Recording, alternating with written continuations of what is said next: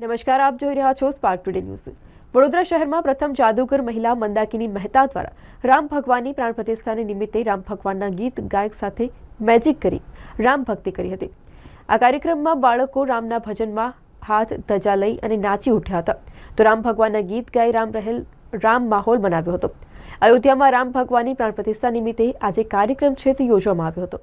અહીંયા વડોદરામાં stone gate apartment અને હું ત્યાં રહું છું। હું ભારતની પહેલી મહિલા જાદુગર મેરીગોલ્ડ મંદાકિની મહેતા।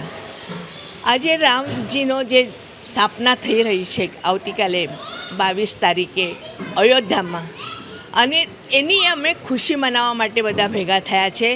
અમારા સ્ટોન ગેટ એપાર્ટમેન્ટમાં અમે બધા જ મળીને આ ખુશી મનાવીએ છીએ। સાથે મારી સંસ્થા છે મહિલા ઉન્નતિ સંસ્થા, એમના પણ સદસ્યો આવ્યા છે। આર્મીના પણ સ્ટુડન્ટ આવ્યા છે અને બધાએ મને સહકાર્ય આપ્યું છે।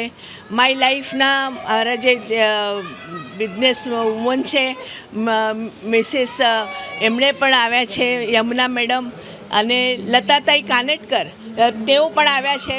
અને બધા જય શ્રી રામ, અમે બધા મળીને ખુશી મનાવીએ છીએ।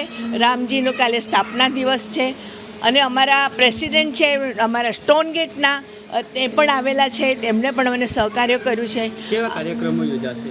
અમે એક કાર્યક્રમ એ કરીએ છીએ કે આપણે રામજીના બધા સોંગ અમારા લતાતાઈ ગાશે, અમે બધા સાંભળશું અને રામજીનો જય જયકાર કરીશું।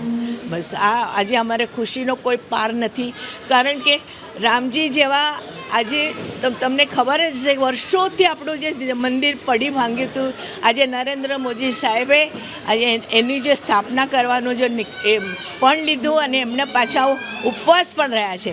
એ ઉપવાસ કરી શકે તો અમે લોકો એમની સાથે રહીને કેમ અમે એટલું પણ ખુશી ના મનાવીએ કે અમારા પ્રાઇમ મિનિસ્ટર અમારા જે છે એ આટલું કરે છે અમારા માટે, દેશ માટે, તો અમને એનો ખૂબ આનંદ છે અને એના માટે અમે બધા સાથે મળીને એમની સાથે જોશ મળે, એમને તાકાત મળે એવી અમારી ઈચ્છા છે।